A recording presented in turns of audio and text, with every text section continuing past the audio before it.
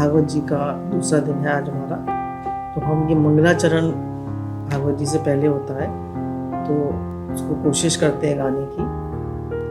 गुरुर्ब्रह्मा गुरुर्विष्णु गुरुर्देवो महेश्वरा, गुरुर्साक्षात् परं ब्रह्म तस्मै श्री गुरवे नमः।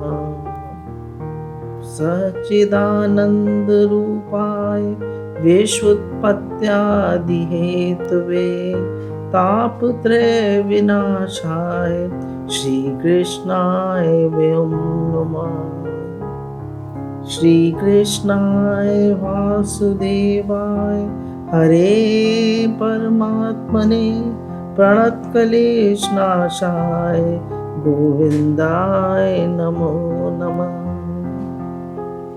वासुदेव सुतं देवं कंसचारुण्मर्दनं देवकी परमानन्दं कृष्णं वन्दे जगद्गुरुं। कृष्णं वन्दे जगद्गुरुं, कृष्णं वन्दे जगद्गुरुं। तो श्री का अर्थ है राधा जी, जगत का आधार कृष्ण और कृष्ण का आधार राधा। आधार में, आधार शब्द में राधा राधा होगा, आधार में राधा राधा होगा।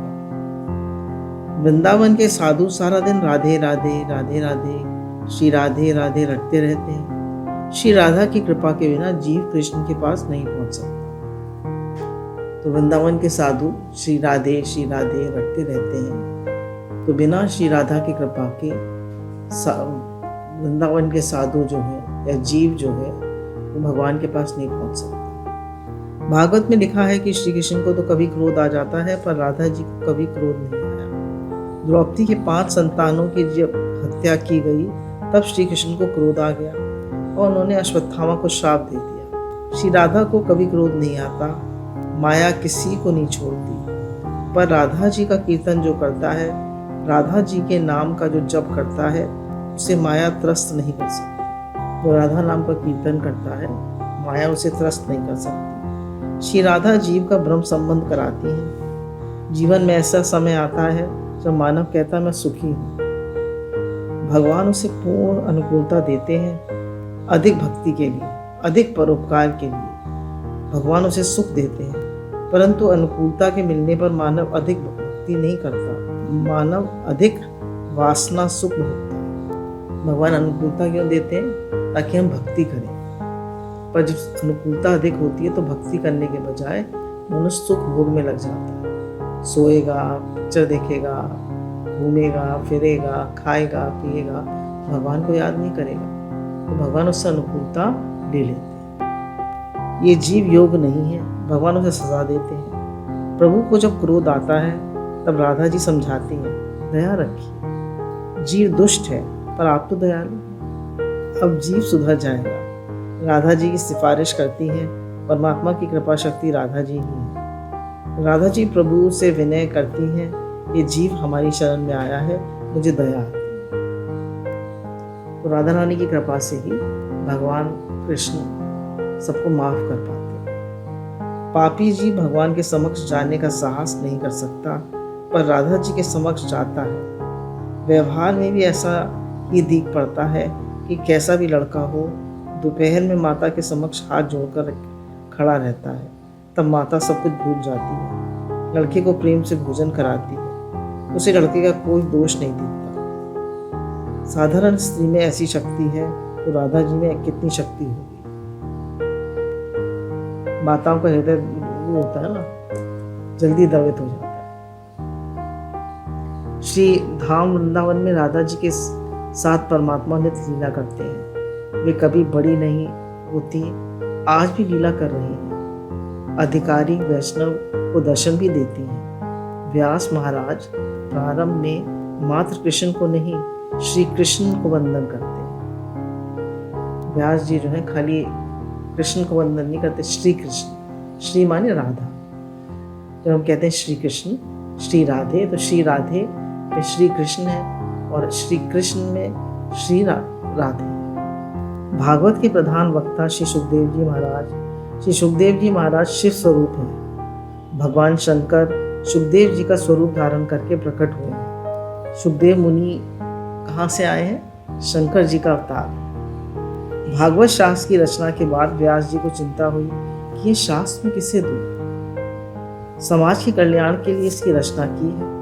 बहुत बोला हूँ, बहुत लिख पाया है। अब संपूर्ण रूप से ईश्वर के साथ मुझे संबंध जोड़ना है। प्रभु से बिछड़े हुए जीव प्रभु के सम्मुख आ सके, इस उद्देश्य से मैंने भागवत शास्त्र बनाया कि प्रभु के बिछड़े जीव प्रभु के समक्ष आ सके। इस प्रेम शास्त्र का प्रचार वही कर सकता है जो अतिशय विरक्त। भागवत कौन पढ़ सकता है? जो बहुत विरक्त हो। संसार के जड़ पदार्थ से प्रेम निकालने वाला भागवत का प्रचार नहीं कर सकता।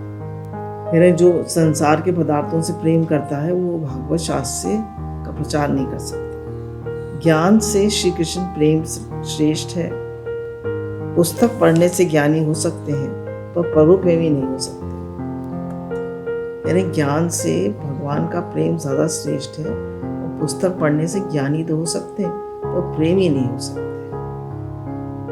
अगर हमको प्रेम चाहिए भगवान का तो पुकार करें, हे नाथ हे नाथ हे नाथ, मेरा प्रेम नहीं होता आपसे, मैं क्या करूं? भगवान जी आप प्रेम कराइए। गुरु कहते हैं भूख नहीं लगती, तुम्हें भूख की भूख तो होती है कि मुझे भूख लगे। ऐसे भगवान से प्रेम नहीं होता तो कम से कम भगवान को पुकारे तो कि मेरा आपसे प्रेम हो, हे नाथ मैं क्या करूं, मैं क्या करूं भगवान। प्रभु प्रेमी होने पर ही ज्ञान में दृढ़ता आती है। जब तक ज्ञान स्थिर नहीं होता तब तक जीवन कृतार्थ नहीं होता। श्री कृष्ण के अतिरिक्त अन्य से प्रेम करने वाला भागवत कथा का अधिकारी नहीं। संसार के किसी भी पदार्थ के प्रति राग ना हो, ऐसा जन्म से वैरागी कौन मिल सकता? कह रहे हैं कि जन्म से ही कोई वैरागी हो, संसार में उसकी आसक्ति ना हो, ऐसा कौन मिल सकता? कोई योग पुत्र हो तो ज्ञान दे दूं जिससे वे जगत का कल्याण कर सके। अब व्यास जी को लग रहा है कि मेरा कोई पुत्र हो तो मैं उसे ज्ञान दे दूं, और उनकी कोई पुत्री नहीं है। तो इस विचार के कारण वृद्ध अवस्था में व्यास जी को पुत्रेशना हुई। वृद्ध अवस्था में इनको पुत्रेशना हुई। भगवान शंकर वैराग के स्वरूप है। भगवान शंकर निरपेक्ष है। जगत को जिसकी अपेक्षा होती है भगवान शंकर ने उस उपेक्षा का त्याग किया। भगवान शंकर को कोई इच्छा नहीं, वो है जन्म से ही वैरागी है और उन्होंने सब उपेक्षाओं का, सब इच्छाओं का त्याग किया। तो अब व्यास जी जो है प्रार्थना कर रहे हैं कि आप मेरे पुत्र बन के आइए ताकि आप भागवत शास्त्र का प्रचार कर सके। कोई योग पुत्र हो तो ज्ञान दे दो जिससे वह जगत का कल्याण कर सके। इस विचार के कारण वृद्धावस्था में व्यास जी को पुत्रेष्ठा हुई। भगवान शंकर वैराग के स्वरूप है। भगवान शंकर निरपेक्ष है। जगत को जिसकी अपेक्षा होती है भगवान शंकर ने उसकी उपेक्षा का त्याग किया है। गुलाब के लिए कोई लड़ाई झगड़ा करता है पर धतूरे के फूल के लिए कौन झगड़ा करेगा? मेरा गुलाब के फूल की लड़ाई झगड़ा हो सकता है। लोग भगवान को गुलाब चढ़ाते हैं, बेला चढ़ाते हैं, तुलसी माला चढ़ाते हैं, पर कह रहे धतूरे के फूल के लिए कौन लड़ेगा? शिवजी महाराज को धतूरे के फूल से ही संतोष है। व्यास जी ने शंकर भगवान की आराधना की। शिवजी महाराज प्रसन्न हुए। व्यास जी महाराज ने मांगा, समाधि में जो आनंद आप पाते हैं उसी आनंद को जगत को देने के लिए आप मेरे घर में पुत्र रूप में पधारें। क्या कहा उन्होंने? जो समाधि में आप आनंद पाते हैं वही आनंद पाने के लिए आप मेरे घर में पुत्र रूप में पधारें। व्यास जी की मांग शिव जी ने स्वीकार कर ली। शिव कृपा से व्यास जी की पत्नी वाटिका जी को गर्भ हो रहा। सुखदेव जी का जन्म हुआ। सुखदेव जी शिव जी का अवतार होने के कारण जन्म से ही निर्विकार थे। सुखदेव जी में ज्ञान, वैराग और भक्ति तीनों परिपूर्ण थे। 16 वर्ष की अवस्था में, कि अलग अलग कहते हैं, कोई कहते हैं जन्म से ही इन्होंने संन्यास ले लिया, घर से निकल गए। कोई कहता है कि जब शिव जी जो है वो पार्वती जी को कथा सुना रहे थे भागवत की, तो एक तोता भी सुन रहा था, एक शुक भी सुन रहा था। तो शिव जी ने कहा अरे कोई नहीं सुनना चाहिए, तो उन्होंने कहा शुक सुन चुका है, तो उसके पीछे भागे उसको मारने के लिए। तो वो शुक जो है वो व्यास जी की पत्नी के मुख में घुस गया और उनको गर्भ रह गया, तो वही इसीलिए उनका नाम शुकदेव पड़ा। कुछ सबकी अलग अलग कथा है। ये कह रहे हैं 16 वर्ष की अवस्था में इन्होंने घर का त्याग किया। जगत के अनेक चीज़ों के कल्याण के लिए सुखदेव जी घर का त्याग करके जाते हैं, पर व्यास जी से वियोग सहन नहीं हुआ। वो कहने लगे, हा पुत्र, हा पुत्र कहते हुए सुखदेव जी उसके पीछे पीछे भागे वृक्षों के द्वारा। किसने जवाब दिया उनका? वृक्षों के द्वारा सुखदेव जी ने उत्तर दिया। वृक्षों से कहा, महाराज आप ज्ञानी हैं, पुत्र के पीछे पड़े। ज्ञानी वही है जो परमात्मा के पीछे पड़ता है। वह जीव अनेक बार पिता हुआ, पुत्र हुआ, ये सब संबंध कहाँ गए? ये सब वासना के खेल हैं। पिताजी मेरे पीछे नहीं, परमात्मा के पीछे पड़िए। सुखदेव जी ने वृक्षों द्वारा बोध दिया है कौन किसका पिता, कौन किसका पुत्र। वासना पिता बनती है और वासना ही पुत्र बनती है। हमारी घर में वासना रह जाती है, पिता का पुत्र है, तो पुत्र की वासना रह गई पिता में, और पिता की वासना रह गई पुत्र में, दादाजी की वासना रह गई अपने पोते में, तो पोते का पुत्र बन के आएंगे। दादाजी की वासना रह गई अपने पोते में, तो पोते का पुत्र बन के आएंगे। अनेक बार ऐसा होता है कि कोई वृद्ध वासना घर में रह जाती है और वह मर जाता है। फिर वर्ष 2 वर्ष के बाद पुत्र का जन्म होता है। पुत्र का चेहरा दादाजी जैसा है। अरे चेहरा भी मात्र दादाजी जैसा नहीं है, दादा स्वयं ही आए हैं। पिता था तब पुत्र बनकर आया है। ये माया के खेल है। जीव का ईश्वर के साथ का संबंध ही सच्चा है, अन्य संबंध झूठे हैं।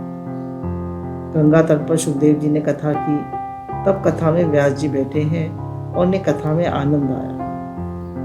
भारत में 7 अरण्य प्रधान हैं: नैमिषारण्य, दंडाकारण्य, सेवारण्य, कामकारण्य, धर्मारण्य, बद्रिकारण्य, चंपारण्य। नैमिषारण्य में 88,000 ऋषियों का ब्रह्म सत्र हुआ।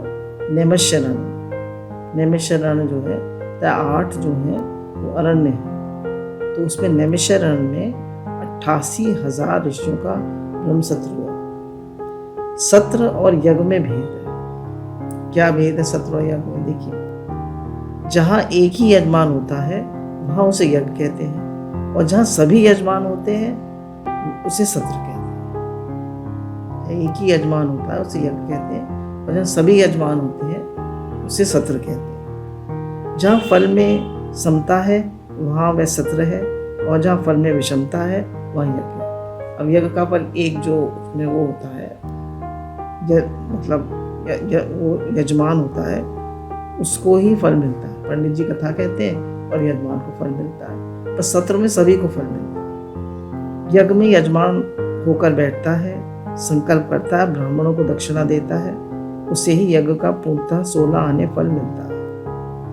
यज्ञ में जब कोई सेवा करता है तब उसे सेवा के प्रमाण में 2 आने प्रतिशत पुण्य का अंश मिलता है। कोई सेवा करता है, हवन वगैरह जो होता है, यज्ञ होता है, उसमें कोई सेवा करता है तो उससे भी थोड़ा सा फल मिल जाता है, और जो खास यजमान होते हैं उन्हें फल मिलता है। जो सबको एक समान फल मिलता है तब उसे सत्र कहते हैं। कथा में गरीब को पैसा खर्च करने की जरूरत नहीं।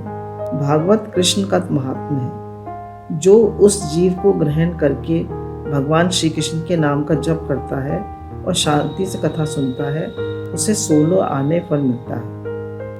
हजारों खर्च करने वाले को जितना फल मिलता है उतना ही फल गरीब को भी मिलता है।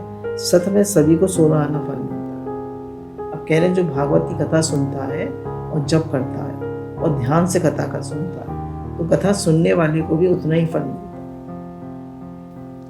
88,000 ऋषियों ने ब्रह्म सत्र किया। ब्रह्मा जी ने कहा, हम सारा दिन भक्ति कर सके ऐसे पवित्र व सात्विक भूमि दिखाइए।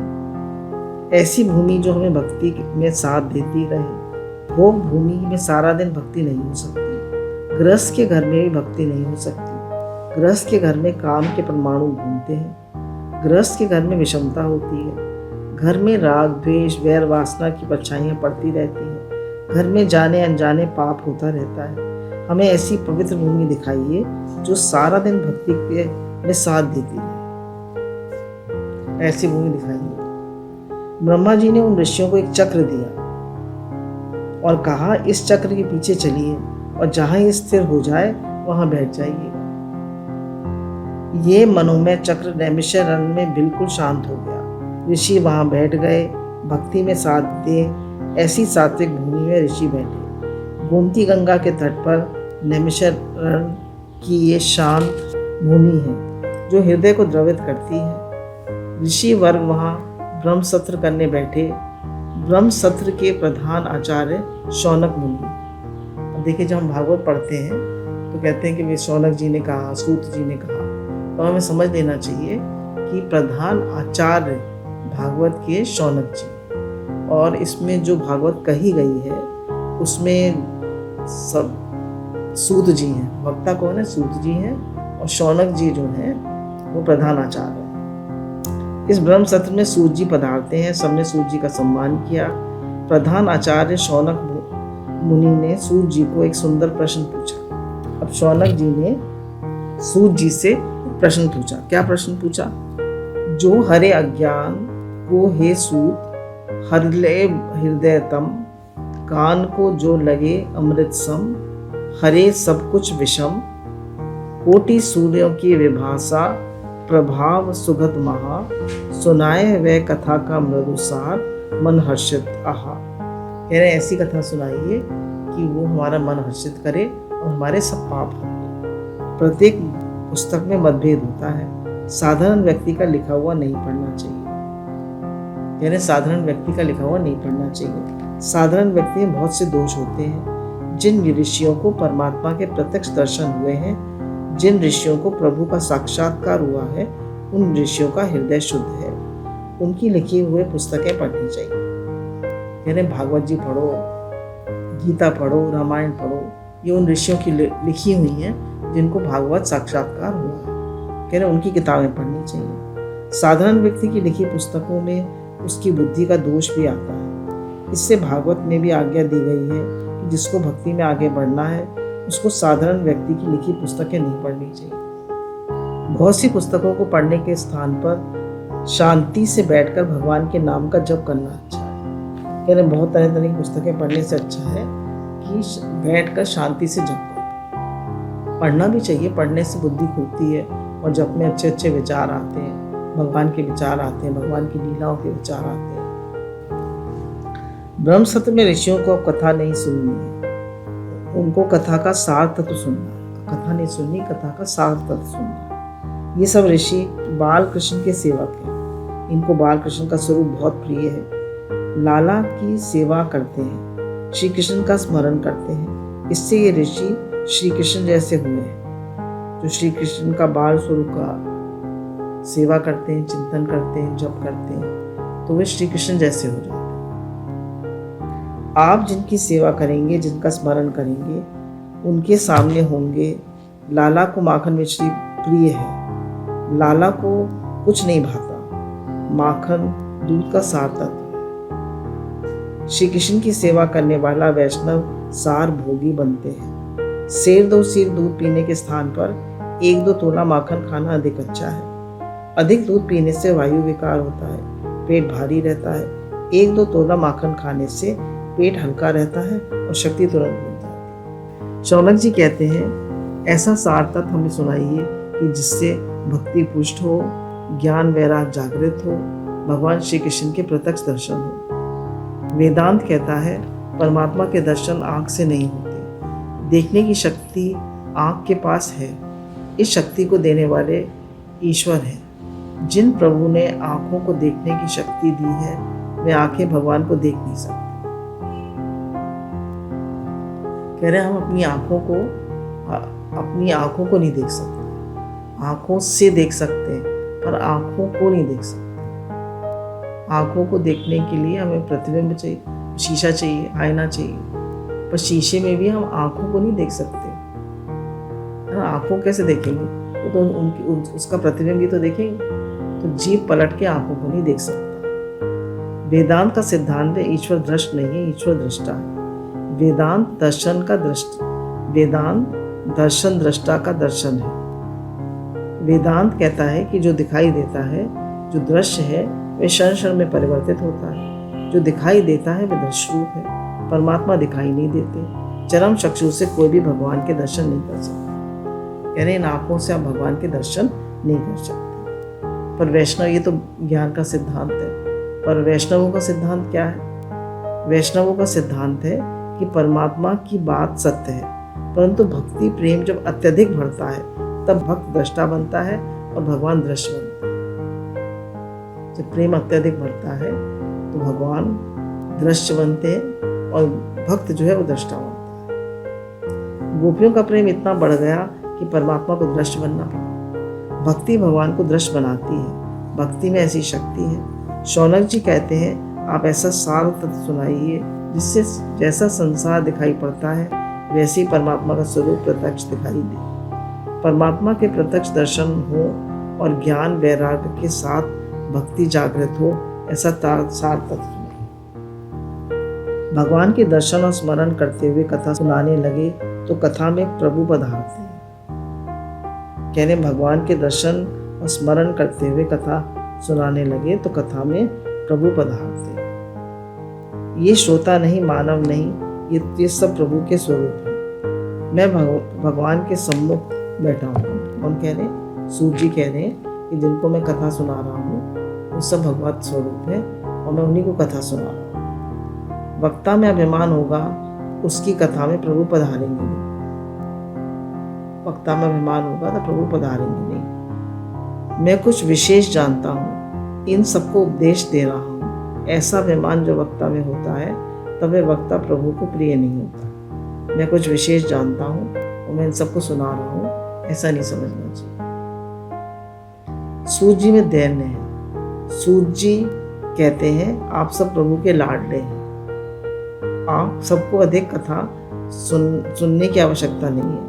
कथा में जो कुछ कहना है वह आप कर रहे हैं, आचरण में रख रहे हैं। आपका जीवन दिव्य है, भक्ति में है, फिर भी प्रेम भाव से आपने प्रश्न पूछा है। आप सब कुछ जानते हैं, फिर भी आप अपने मन को पवित्र बनाने के लिए यथामति मैं आपको कथा सुनाऊंगा। संसार का वर्णन करने से जीव रोती है, परमात्मा के मंगलमय स्वरूप के वर्णन से वाणी निर्मल होती है, मन विशुद्ध होता है।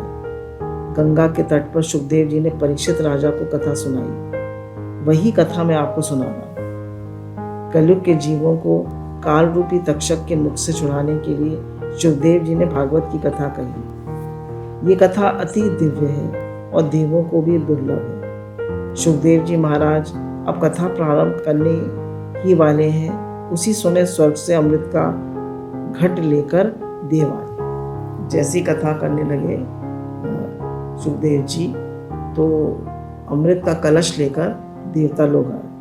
कथा सुनाने सुख बैठे तब सुधी परीक्षित राजा को सुधा कुंभ ले आए सुर, अब जो ले आए बाधा को। सुखदेव जी महाराज से देवों ने कहा कि अमृत घट हम आपको देते हैं, इसको स्वीकार कर लीजिए और इसके बदले हमें कथा अमृत दीजिए। कि आप अमृत से भरा हुआ ये सोने का कलश ले लीजिए और हमें आप कथा अमृत दे दीजिए। जहाँ अति संपत्ति है वहाँ अभिमान है। देव विवेक से वंदन करके बैठे होते हैं तो शिवदेव जी महाराज कुछ बोलने वाले नहीं थे। देवों ने कहा, हम स्वर्ग का अमृत देते हैं। सुखदेव जी महाराज सोचने लगे, इन लोगों ने सत्संग नहीं किया है। स्वर्ग का अमृत लेकर मैं कथा कहने लूँगा तो ज्ञान का विक्रय का पाप मुझे लगेगा। ज्ञान का विक्रय बड़ा पाप है। इन लोगों में तो वाणी का विवेक भी नहीं है। स्वर्ग का अमृत लेकर मैं क्या करूँगा?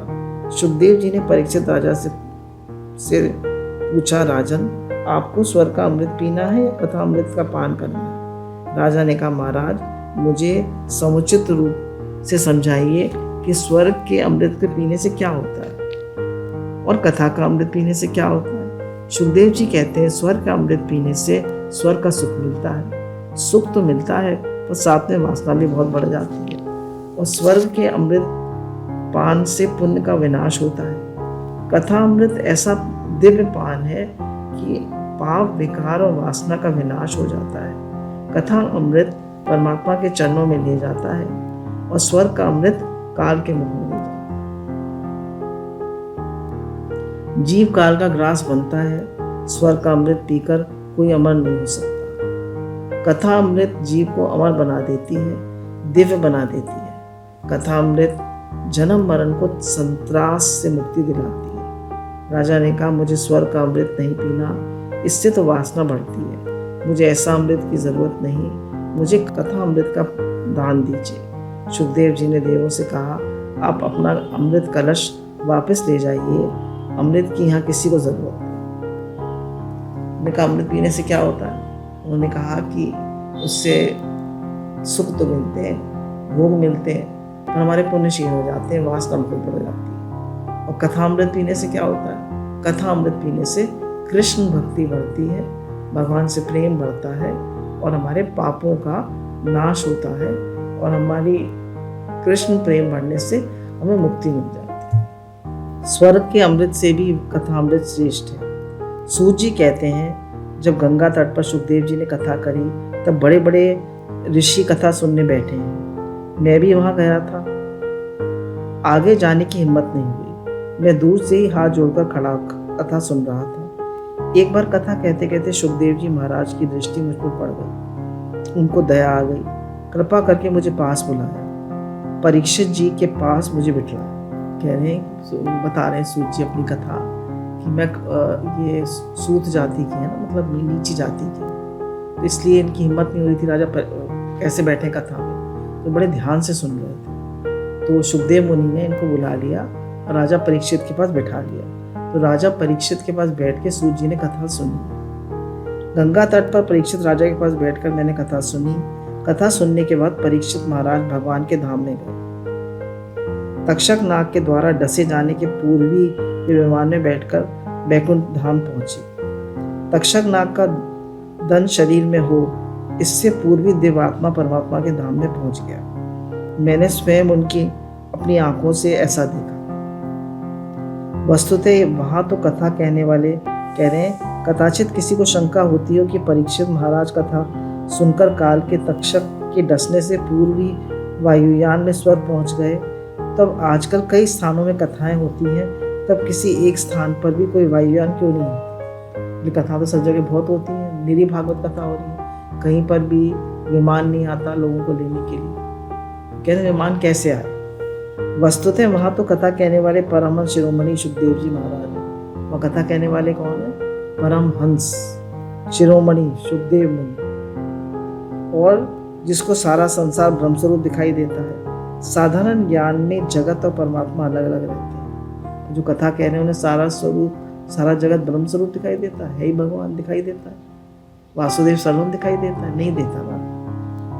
और ज्ञाननिष्ठ परिपूर्ण हो जाने के बाद संसार का अस्तित्व नहीं रहता, भगवान ही रहते हैं। सुखदेव जी की ज्ञान निष्ठा ऐसी थी, खुली आंखों से उन्हें संसार नहीं दिखाई देता था, पर परमात्मा दिखाई देते थे। उन्हें कोई स्त्री या पुरुष नहीं दिखाई देता था, उनकी ब्रह्म दृष्टि स्थिर थी।